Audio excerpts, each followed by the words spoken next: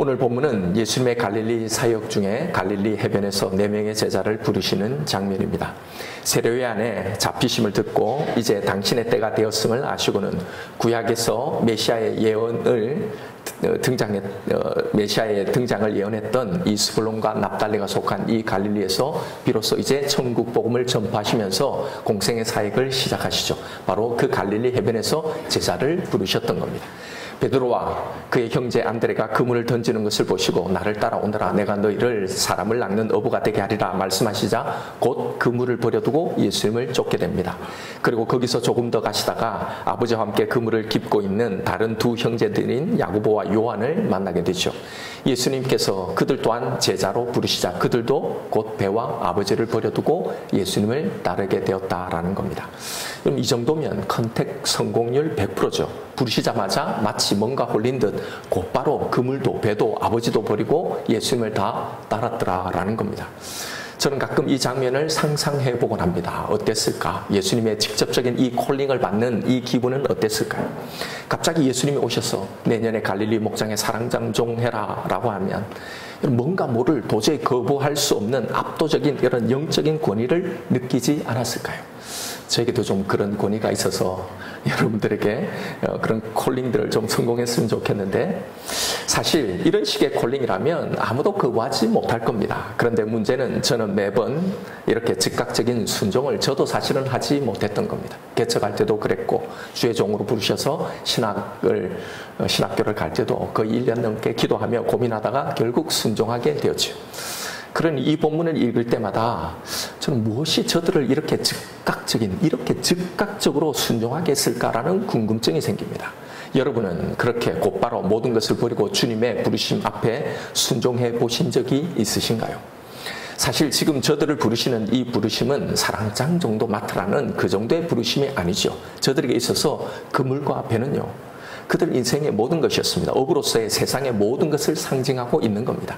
당시 대가족의 문화 속에서 가업을 물려줄 이 아버지를 떠난다는 것은 당시 사회 속에서 상상하기도 힘든 결정입니다. 이들은 그걸 다 버리고 예수님을 쫓은 건데 무엇이 그들로 하여금 이 첫 만남에도 불구하고 첫 말씀 여기에도 불구하고 이런 즉각적인 순종을 만들어냈을까 하는 겁니다. 복음서를 보면 이 4명의 제자를 부르시는 장면이 여러 군데 기록되어 있습니다. 오늘 본문 마태와 마가 그리고 누가복음에 각각 등장하는데요. 마태와 누가복음은 거의 동일하게 내용이 거의 99% 흡사하게 동일합니다. 누가만 좀 더 상세한 설명을 하고 있습니다. 나중에 누가의 그 내용을 좀 살펴볼 건데요. 자, 그런데 오늘 본문에 등장하는 이 4명의 당사자 중에 유일하게 자신의 만남을 기록으로 남긴 사람이 있습니다. 바로 요한입니다. 사도 요한. 요한은 자신의 복음서에서 다른 복음서에는 소개되지 않은 중요한 정보 하나를 기록해 놓고 있는데요. 바로 자신들과 예수님의 이 첫 만남에 대한 내용입니다. 여기 요한복음에는 이들이 예수님을 만난 이 장소를 갈릴리가 아닌 세례 요한이 사역하던 요단강 근처라고 소개합니다. 그런데 오늘 본문 마태복음에서는 갈릴리 해변으로 나오죠. 요한복음 1장에서 이 4명의 제자들이 예수님을 만나는 장면을 한번 보십시다. 요한복음 1장 35절이에요. 또 이튿날 이 요한은 예수님의 제자 요한이 아니고 세례 요한입니다. 세례 요한이 자기 제자 중 2사람과 함께 섰다가 예수님의 건의심을 보고 말하되 보라 하나님의 어린 양이로다. 2 제자가 그의 말을 듣고 예수를 따르거늘 예수께서 돌이켜 그 따르는 것을 보시고 물어 이르시되 무엇을 구하느냐 이르되 랍비여 어디 계시오니까 하니 랍비는 번역하면 선생이라. 예수께서 이르시되 와서 보라. 그러므로 그들이 가서 계신 데를 보고 그날 함께 거하니 때가 10시쯤 되었더라. 요한의 말을 듣고 예수를 따르는 2사람 중에 하나는 시몬 베드로의 형제 안드레라. 그가 먼저 자기의 형제 시몬을 찾아 말하되 우리가 메시아를 만났다 하고 메시아는 번역하면 그리스도라. 데리고 예수께로 오니 예수께서 보시고 이르시되 네가 요한의 아들 시몬이니 장차 장차 게바라 하리라 하시니, 게바는 번역하면 베드로라. 자, 여기서 이 만남의 이 장소는 분명 요단강 근처입니다. 그런데 오늘 본문의 장소는 갈릴리죠. 고로 예수님이 이들과 만났던 건 2번이었다라는 말입니다. 자, 먼저 요한복음에 소개된 이 내용을 정리해보면 지금 이 장면은 예수님이 세례 요한에게 세례를 받자 성령이 비둘기같이 예수님 위에 임하는 장면을 목격한 그 다음 날의 이야기입니다. 그 이야기에 이어서 이야기가 나와요. 세례 요한이 자기 제자 2사람과 함께 서 있습니다. 여기에 서 있는 세례 요한의 2 제자가 누구겠어요? 여기에 한 사람의 이름이 나오죠. 안드레. 그리고 이 장면을 직접 소개하고 있는 바로 이 요한이란 말입니다. 고로 원래 베드로의 형제 안드레와 요한은 누구의 제자라는 건? 세례 요한의 제자였다는 거예요. 자, 그러다가 이날 세례 요한이 함께 있던 안드레와 요한에게 예수님을 보고 메시아라고 하자 안드레와 요한은 예수님께로 옵니다. 그리고 그날 예수님과 함께 머물면서 예수님의 말씀을 듣게 되죠. 이때 아마 큰 감동을 받은 안드레가 자신의 형제 베드로를 예수님께 데려오게 되는 겁니다. 예수님은 그때 베드로에게 게바라는 별명을 지어주시기까지 했다라는 이야기예요. 그리고 오늘 본문의 이 만남, 이렇게 예수님과의 이 첫 만남이라고 추정되는 이 장면들이 이렇게 두 곳에 나란히 등장하고 있는데요. 그렇다면 과연 이 4명은 언제 예수님을 처음 만난 것일까? 오늘 본문 마태복음에서의 이 만남과 요한이 밝히고 있는 이 만남 중에 언제가 먼저일까 하는 겁니다. 오늘 본문 앞에 12절을 한번 보십시오. 예수께서 요한이 잡혔음을 들으시고 갈릴리로 물러가셨다가, 자, 그러니까 예수님은 그 전에 요단강 근처 아니면 유대, 예루살렘 이쪽에 계셨다는 거죠. 그리고 이 갈릴리에서 지금 이 4명의 제자를 부르신 거잖아요. 자, 그럼 당연히 오늘 본문의 만남은 세례 요한이 잡힌 이후의 만남이라는 말입니다. 마태복음에 나오는 오늘 읽은 이 본문은요, 세례 요한은 이때 잡혀서 풀려나지 못하고 순교하게 되니까요. 그렇다면 세례 요한이 잡히기 전인 이 요한복음에 소개되는 이 만남이 예수님과의 첫 만남이 되는 거죠. 그렇다면 이들에게 오늘 본문에서의 만남이 예수님과의 첫 만남이 아니었단 말이죠. 즉 이들은 전에 이미 예수님을 만나고서도 그냥 다시 갈릴리로 돌아가서 고기잡이를 하고 있었다라는 말입니다. 이 2번의 만남의 과정을 다시 재구성해보면 먼저 안드레와 요한이 당시에 모든 사람의 주공을 받고 있던 세례 요한을 쫓아 그의 제자가 되옵니다. 그런데 어느 날 세례 요한이 예수님을 보고는 자신보다 저분이 더 대단한 분이다 라고 하자 금세 그 예수님을 쫓아간 거죠. 그리고 하루를 보내며 예수님의 말씀을 듣다가 매료되어서 자신의 형제들에게 예수님을 소개하고 그들도 예수님께 데리고 온 겁니다. 이들은 예수님의 말씀을 듣고 베드로는 게바라는 별명까지 얻을 정도로 예수님의 눈에 띄게 되죠. 아마 이때 얼마간 예수님과 함께 지냈을 겁니다. 그런데 그들은 무슨 이유인지 이때는 예수님을 쫓아 그의 제자가 되지 않고 다시 각자 자신의 삶의 터전으로 돌아간 거란 말이죠. 그리고 그 후에 오늘 본문 여기서 예수님이 다시 그들을 찾아오신 겁니다. 그리고 이 2번째 만남에서 그들을 사람 낚는 업으로 부르시자 이들은 즉시 그물과 배와 아버지를 버려두고 예수님을 쫓아 제자가 되었다라는 겁니다. 이것이 오늘 본문의 장면이에요. 자, 그렇다면 이들은 왜 첫 번째 만남에서 예수님을 따르지 못했을까요? 왜 예수님을 만나고서도 게바, 반석이라는 이 이름을 받고도 왜 다시 자신의 생업으로 그냥 돌아갔을까 하는 겁니다. 이에 대해 우리는 오늘 본문인 마태의 이 기록에 나타나지 않는 또 다른 기록을 살펴볼 필요가 있습니다. 누가복음 5장 1절부터 나오는 말씀이요. 오늘 본문과 똑같은 사건을 말하는데 좀 더 자세하게 기록해 놓았습니다. 그때 무슨 일이 있었는지를. 5장 1절에 무리가 몰려와서 하나님의 말씀을 들을새 예수는 게네사렛 호숫가에 서서 호숫가에 배 2척이 있는 것을 보시니 어부들은 배에서 나와서 그물을 씻는지라. 예수께서 한 배에 오르시니 그 배는 시몬의 배라. 육지에서 조금 떼기를 청하시고 앉으사 배에서 무리를 가르치시더니 말씀을 마치시고 시몬에게 이르시되 깊은 데로 가서 그물을 내려 고기를 잡으라. 시몬이 대답하여 이르되 선생님, 우리들이 밤이 새도록 수고하였을 때 잡은 것이 없지만 말씀에 의지하여 내가 그물을 내리리다 하고 그렇게 하니 고기를 잡은 것이 심히 많아 그물이 찢어지는지라. 이에 다른 배에 있는 동무들에게 손짓하여 와서 도와달라니 그들이 와서 2배의 채움에 잠기게 되었더라. 시몬 베드로가 이를 보고 예수의 무릎 아래 엎드려 이르되 주여 나를 떠나소서 나는 죄인이로소이다 하니 이는 자기 및 자기와 함께 있는 모든 사람이 고기 잡힌 것으로 말미암아 놀라고 세베대 아들들도 시몬의 동업자인 야고보와 요한도 놀랐습니다. 예수께서 시몬에게 이르시되 무서워 말라. 이제후로는 네가 사람을 취하리라 하시니 그들이 배를 육지에 대고 모든 것을 버려두고 예수를 따르니라. 자, 이 장면은 우리가 너무나 잘 아는 내용이죠. 밤새도록 한 마리도 고기를 잡지 못한 베드로에게 깊은 데로 가서 그물을 내려 고기를 잡으라 하는 이 말씀에 순종하였더니 그물이 찢어질 정도로 고기를 많이 잡았다라는 이야기입니다. 바로 오늘 본문에서 제자들을 부르실 때 이 일이 일어났다라는 거예요.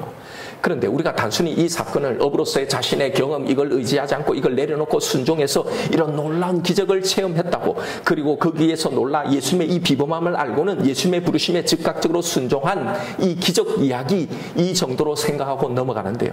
그런데 여러분, 단순히 이렇게 이해하고 넘어가기에는 이 본문에는 다소 의문스러운 점들이 있습니다. 8절을 다시 보면 시몬 베드로가 이를 보고 예수의 무릎 아래 엎드려 이르되 주여 나를 떠나소서 나는 죄인이로소이다 하니 이는 자기 및 자기와 함께 있는 모든 사람이 고기 잡힌 것으로 말미암아 놀라고 세베대 아들로서 시몬의 동업자인 야고보와 요한도 놀랐습니다. 자, 여기서 고기가 많이 잡힌 것을 보고 베드로가 보인 이 반응을 보라는 거예요. 나를 떠나소서 나는 죄인으로소이다 라고 고백하고 있는 바로 이 대목입니다. 아니, 고기가 많이 잡힌 것을 보고 왜 베드로는 자신이 죄인임을 고백했을까 하는 겁니다. 또한 예수님은 베드로와 이들을 제자로 부르시면서 왜 하필 이 기적을 보이셨을까 하는 겁니다. 왜냐하면 결국 이들 4명은 바로 이 기적, 고기를 많이 잡힌 이걸 보고 놀라 죄인이라는 걸 고백하고는 예수님의 이 말씀, 내가 너희를 사람을 낚는 어부가 되게 하리라는 이 말씀 한마디에 이 즉시 모든 것을 버리고 예수님의 제자가 되기 때문이죠. 왜 예수님은 이들을 제자로 부르시면서 왜 이런 기적을 행하셨고 도대체 고기를 많이 잡은 것과 베드로의 죄는 무슨 상관이 있을까 하는 겁니다. 그 이유는 예수님과의 이 첫 만남에서 시작이 됩니다. 그래서 이 두 만남의 이야기를 살펴보는 이유가 바로 여기에 있는 거예요. 다시 이들과의 첫 만남인 요한복음 1장을 가보면 이런 장면이 나옵니다. 요한복음 1장 37절에요. 두 제자가 그의 말을 듣고 예수를 따르거늘 예수께서 돌이켜 그 따르는 것을 보시고 물어 이르시되 무엇을 구하느냐. 예수님은 자신을 따르는 안드레와 요한에게 무엇을 구하냐고 묻고 있습니다. 왜 예수님은 그들에게 뜬금없이 이 말씀을 하셨을까요? 무엇을 구하느냐? 사실 첫 만남에서 첫 질문치고는 이건 매우 직선적입니다. 보통 새 가족이 오면 우리가 어떻게 오시게 되었습니까? 우리 교회를 어떻게 아셨어요? 어디 사세요? 전에 신앙생활을 한 적이 있습니까? 이렇게 묻잖아요. 이런 게 아니라 우리 교회 온 목적이 뭐예요? 나한테 온 목적이 뭐냐? 뭘 기대하고 온 거냐? 왜? 이런 말을 지금 하고 있는 거예요. 물론 예수님이 이렇게 불친절하게 하신 건 아니지만 왜 이런 말씀을 하셨을까요? 여러분, 이렇게 물어보신 데는 이유가 있습니다. 예수님은 세례 요한의 제자가 됐다가 그리고 이제는 또 자신의 제자가 되기 위해서 자신을 따르려는 이 안드레와 요한, 그리고 나중에 데리고 온 이 베드로와 야고보의 이 마음을 이미 다 보신 겁니다. 마치 계속 뭔가를 찾아서 헤매는 이 사람의 마음 말입니다. 처음 그들은 당대 영적인 분위기를 주도하고 뭔가를 이룰 것 같아 세례 요한을 쫓았죠. 영적인 어떤 카리스마가 그에게 풍겼기 때문입니다. 그러니 그에게 가면 뭔가가 해결될 것 같은 그런 마음이 들어서 그 세례 요한을 쫓았죠. 그런데 자신들이 쫓았던 세례 요한이 정작 나는 아무것도 아니고 나보다 훨씬 더 위대한 분이 계시다며 예수님을 소개하는 거죠. 그래서 이번에는 그들은 예수님을 쫓아간 겁니다. 그런데 며칠씩 머물며 뭔가를 기대했는데 사실은 신통치 않았던 거죠. 그래서 그들은 실망하고 다시 자신의 일상생활로 돌아오게 된 거란 말이죠. 그런데 예수님이 그런 그들을 다시 찾아오셔서 제자로 부르시기 전에 먼저 이 이적을 베푸셨다는 겁니다. 이 이적 앞에 베드로는 자신이 주인됨을 고백하고 그 즉시 모든 것을 버리고 주님을 따라가게 된 거란 말이죠. 그냥 어떤 예수님의 영적인 카리스마, 뭔가 홀린 듯 이게 아니라 거기에 뭔가 있었단 말입니다. 그물 가득히 잡힌 많은 물고기를 보고는 자신들의 죄인됨을 고백한 것, 여러분 이 둘의 상관관계를 한번 묵상하며 생각해 보라는 겁니다. 그럼 베드로를 포함한 이들이 사실은 찾고 구하고 다녔다는 것이 무엇이었을까 말입니다. 지금 내 삶의 상황을 확 뒤바꿔줄 메시아, 그 상징적인 결과 중에 하나인 그물이 찢어지도록 많이 잡힌 그 물고기. 여러분, 그들은 어부였죠. 그러면 어부로서 가장 큰 바람이 무엇이었을까요? 만선입니다. 만선. 그물이 찢어지도록, 배가 가라앉을 정도로 많이 잡힌 물고기요. 베드로를 포함한 이들이 찾고 구하고 다녔던 것이 무엇이었을까? 이것이 바로 예수님이 그들을 찾아오셔서 보여주신 이 이적의 이유입니다. 그물이 찢어지도록 잡힌 많은 물고기, 이게 하나님 나라의 회복의 상징물이거나 아니면 이걸 통해 이걸 가지고 하나님 나라를 다시 회복시켜보자는 이 마음이었거나, 여러분, 이것이 상징하고 있는 이 의미를 우리는 볼 수 있어야 합니다. 바로 이것은 이 세상 모든 사람들이 구하고 있는 것들을 상징하고 있는 겁니다. 예, 그런데 그들은 분명 세상 사람들과는 분명히 다르기는 달랐죠. 그들과 똑같이 사실 취급하면 안 됩니다. 그저 생존에만 목숨을 걸고 사는 사람들과 달리 그래도 그들은 거룩한 것, 영적인 것, 하나님이 보내실 이 메시아, 그를 통해 새롭게 회복될 이 하나님 나라에 같은 이것을 소망하고 기대하고 있었습니다. 나름 영적인 것에도 관심을 가지고 살았던 사람이란 말입니다. 그냥 대충 신앙생활하는 사람들이 아니란 말이죠. 어떤 것이 하나님의 뜻인가, 어떤 것이 하나님이 기뻐할 것인가를 그래도 나름 찾았단 말입니다. 그래서 물고기를 잡고 하는 것에만 매몰되어 있지 않고 그래도 영적인 일에 관심을 가지고 살았던 신앙인들이었습니다. 그래서 세례 요한을 쫓아다녔고 아마 일찌감치 그의 세례도 받았을 거예요. 그리고 그의 제자가 되기도 하고 특별 집회가 있을 때마다 휴가를 내기도 하고 좁을 치고 은혜 받는 이 일에 몰두하기도 했을 겁니다. 그들은 이렇게 대충 믿었던 사람들이 아니었어요. 단순히 기복적인 신앙 소유자들이나 물고기 많이 잡혀서 물질의 복으로 하나님을 섬기자는 이 기복주의자들의 신앙이 아니었습니다. 그래도 나름 바른 신앙을 추구하며 살았던 거예요. 그러니 갈릴리에서 이 요단강까지 와서 요한의 말도 듣고 그가 선포하는 하나님의 나라를 갈망하고 있었으니까요.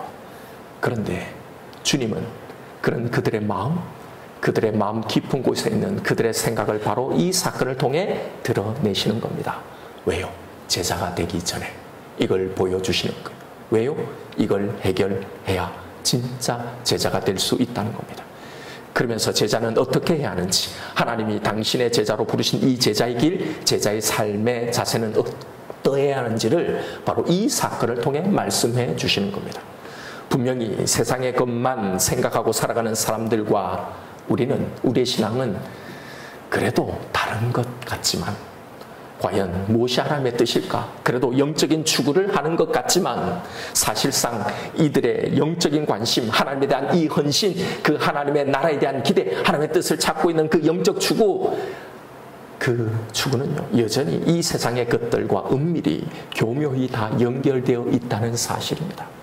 그들이 소망했던 하나님의 나라의 회복, 하나님의 통치의 이 회복은요, 사실상 하나님을 믿는 지금 내가 하고 있는 이 일에서 내 삶에서의 형통과 다 연결이 되어 있었던 겁니다. 갈릴리에서 여전히 물고기 잡기에 빠져있는 이 사람들이 꿈꾸던 이 만선, 이것과 사실은 분리되어 있지 않았던 겁니다. 그들과 다르다고 생각했지만 사실은 같았단 말입니다. 하나님의 나라라고 말은 하지만 사실은 내가 기대하고 꿈꾸는 나라가 하나님의 나라고 내 성공이 하나님의 성공이라고 포장되어 있었던 거예요.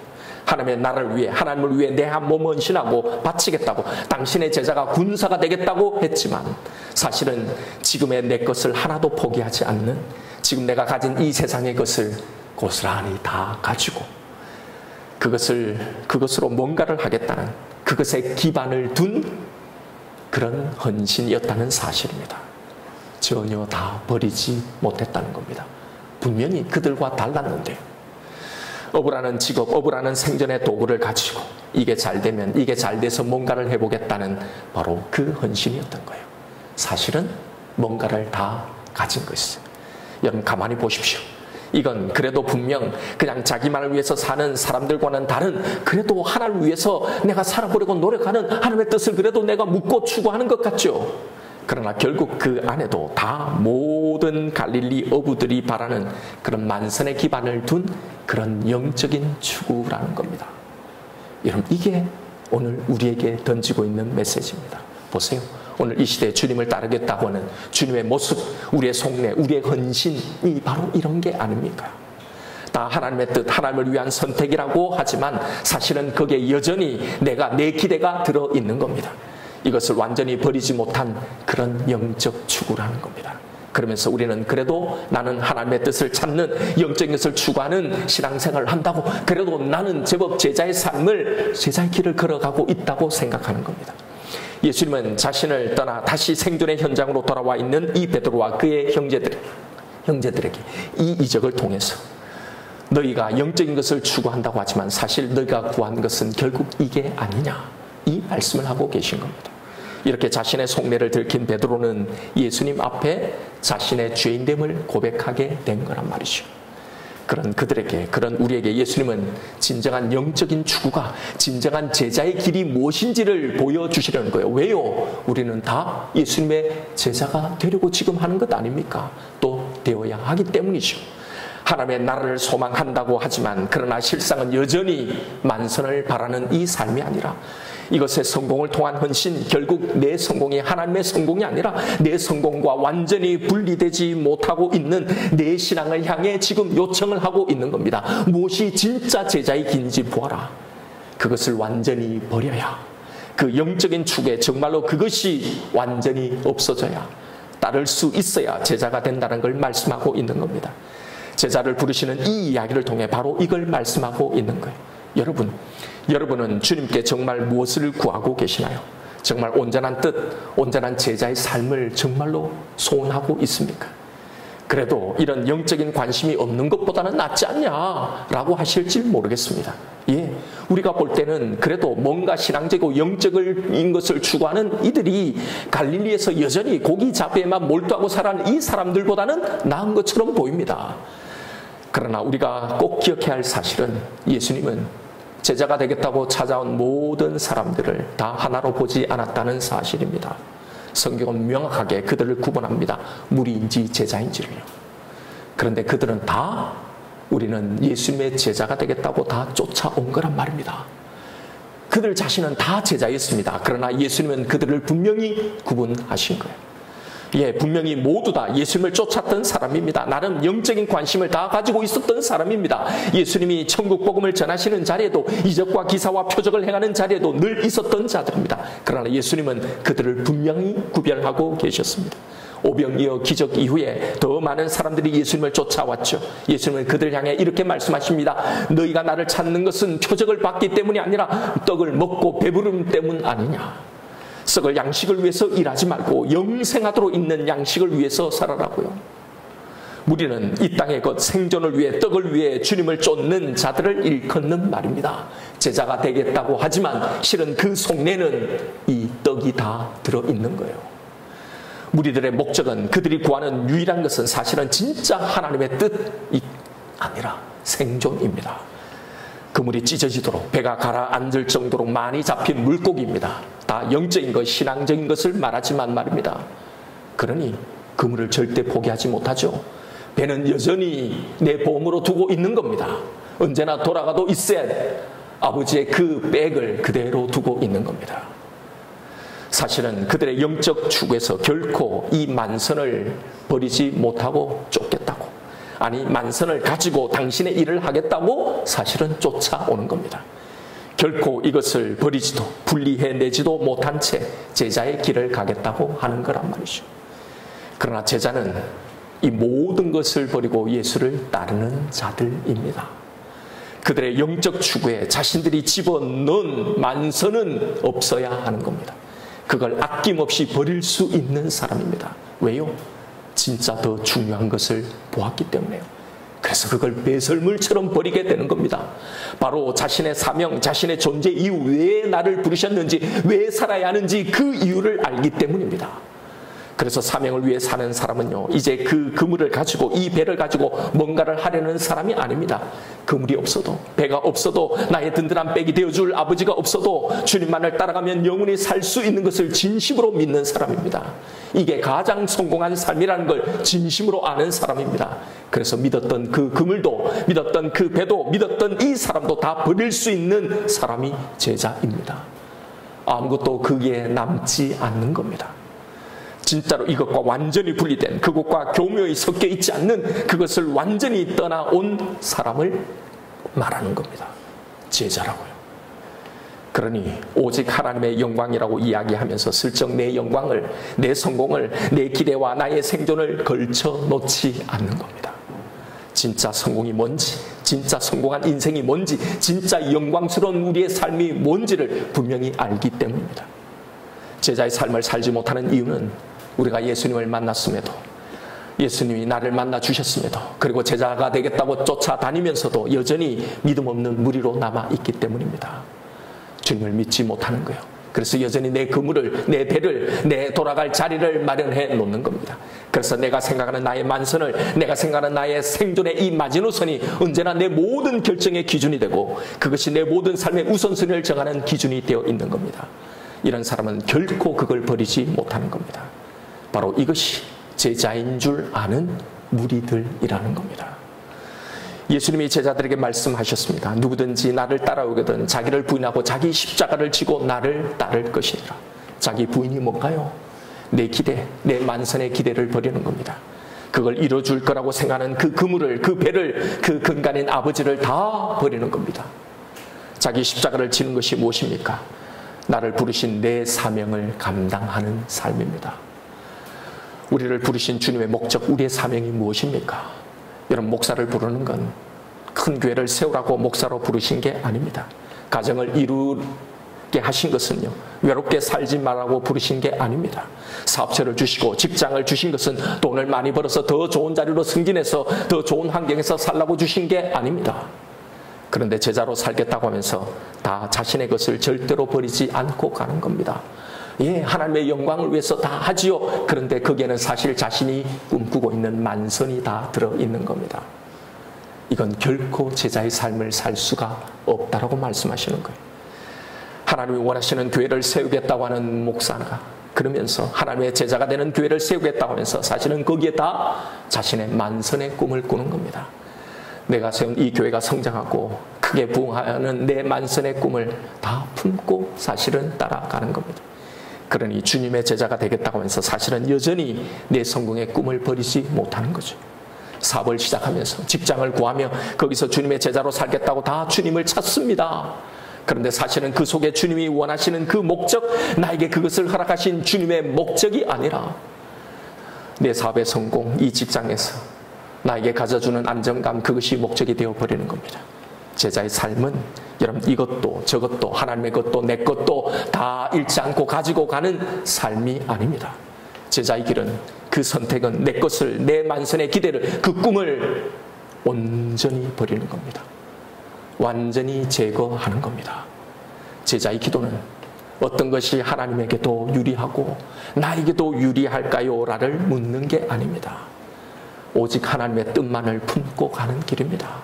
그게 그 어떤 것도 섞일 수가 없다는 겁니다. 제자의 길은 계속 이것을 걸러내면서 가야 되는 삶입니다. 왜요? 그때에 내 만선이 계속 이 제자의 길에 섞여 들어오기 때문입니다. 여러분, 이건요 완전히 다른 겁니다. 여전히 다 버렸다는, 여기서 완전히 다 버렸다는 건요, 이제 내 삶의 목적, 내 존재 이유, 내가 사업을 하고 직장생활을 하고 가정을 꾸리고 신앙생활을 하고 내가 이렇게 살아가는 모든 이유에서 온전히 하나님의 목적만을 남게 한다는 의미입니다. 여러분, 나를 부르신 주님의 목적이, 내 존재 이유가 뭐라는 겁니까? 사람을 낚는 어부가 되게 하는 것, 이거라는 겁니다. 여러분, 주님이 나를 왜 이 자리에 여기 두셨는지를 생각해 보십시오. 나를 부르신 내 삶의 모든 자리에서 이것을 생각해야 하는 겁니다. 가정을 이루고 더 영적인 열심이 아니라 생존에 몰두하는 삶을 산다면, 혼자일 때보다 오히려 더 하나님에 대한 열정과 사랑이 식어졌다면 여러분, 그 가정은 제자의 삶을 사는 게 아닙니다.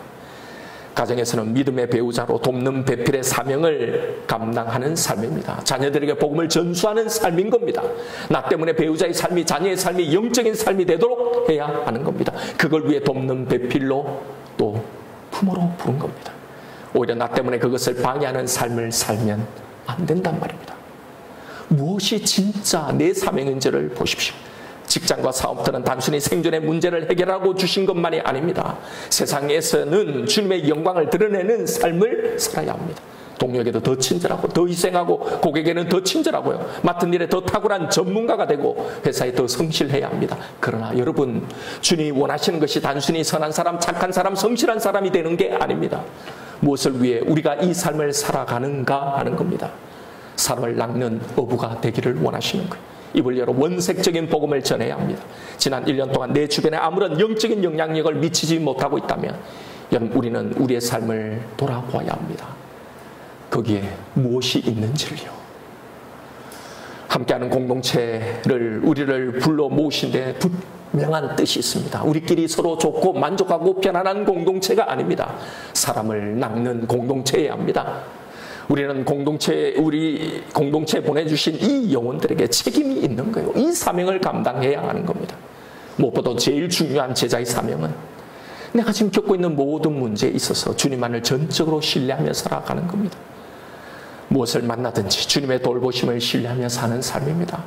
그래서 끊임없이 내가 의지하는 것을, 주님 외에 의지하는 것을 내려놓는 삶입니다.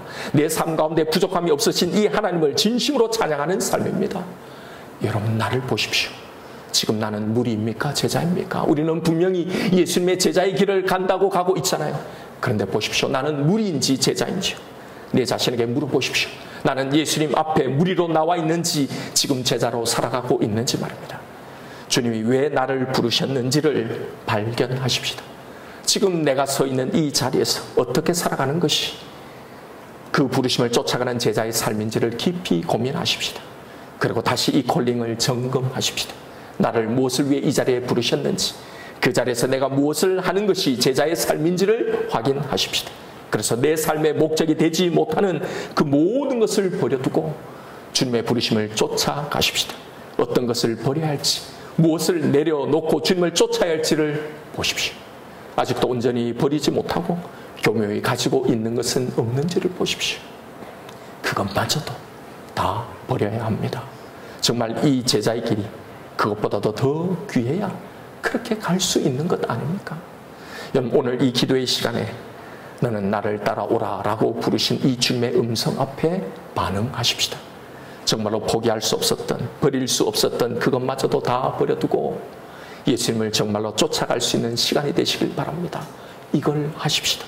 나는 무엇을 위해 살아야 할지, 무엇을 위해 부르셨는지를 진짜 확인하고 그 부르심에 순종하십시다. 나를 부르신 이 자리에서 무엇을 하며 살아야 할지를 다시 정립하고 가십시다. 생존을, 더 편한 환경을 쫓아 살지 말고 사명을 쫓아가는 삶, 진짜 하나님이 나에게 무엇을 원하시는지 그것을 쫓아가는 삶, 그것이 바로 제자의 삶입니다. 그렇게 나를 부르신 내 인생에, 내 삶의 모든 자리에서 주님의 제자로 살아가는 저와 여러분 우리가 되기를 주님의 이름으로 축원드립니다. 이 시간 오늘 주신 말씀 붙들고 우리 함께 기도하십시다. 여러분, 나는 제자의 길을 주님을 따라간다고 하면서 여전히 아직 버리고 있지 못하고 있는 것, 여러분 그것이 무엇인지를 보십시오. 나를 따라오라, 내가 너를 사람 낚는 어부가 되게 하려는 이 부르심 앞에서도 아직 참아 버리지 못하고 있는 것이 무엇인지를 보십시오. 그것을 버리지 않고는 제자가 되지 못한다고 말씀하시는 겁니다. 여러분, 우리가 방금 불렀던 이 찬양을 늘 부를 때마다 이런 생각을 합니다. 하나님이 지으셔서 있게 하신 이 땅도 바다도 하늘도 모든 만물들은 그 존재의 목적대로 하나님을 높이며 존재하고 있는데, 그런데 나는, 하나님이 창조하시고 구원하신 나는, 하나님이 이곳에 두신 나는 거기서 무엇을 하며 살고 있는가 하는 겁니다. 여러분, 나에게 물어보십시오. 지금 나는 어떻게 무엇을 하며 살고 있는지. 나는 그대로 이렇게 하나님을 생각하고 있다고 말하면 안 됩니다. 나는 그래도 하나님의 뜻을 묻고 있다고, 나는 이렇게 제자의 길을 가고 있다고 말하면 안 됩니다. 여러분, 거기에 하나님을 생각하고 있다는, 바로 거기에 교묘히 숨겨져 있는 내 만선의 꿈이 없는지를, 여러분, 그걸 완전히 버려야 하는 겁니다. 완전히 버리지 못하면 결국 그 만선의 꿈이 이 모든 내 신앙과 내 생각을 장악하게 되는 겁니다. 거기에 하나님의 뜻은 사실은 없는 겁니다. 그렇게는 결코 제자의 길, 제자의 삶을 살아낼 수가 없다고 말씀하시는 겁니다. 여러분, 나를 바로 여기에 왜 두셨는지, 왜 이 길을 가게 하셨는지를 다시 찾으십시다. 또 어디로 어떻게 가야 할지, 무엇을 해야 할지, 내 모든 그물과 배와 아버지를 다 버리고 내 만선의 꿈을 버리고 물으십시다. 이 순수한 제자의 길을 다시 회복하십시다. 하나님, 완전히 버리게 하여 주옵소서. 온전히 당신의 뜻만 남게 하여 주옵소서. 정말로 당신을 위해 살아가는 내 삶이 되게 하여 주옵소서. 이 시간 나에게 주신 말씀 붙들고 우리 주님 이름 한번 부르며 기도하며 나아가십시다.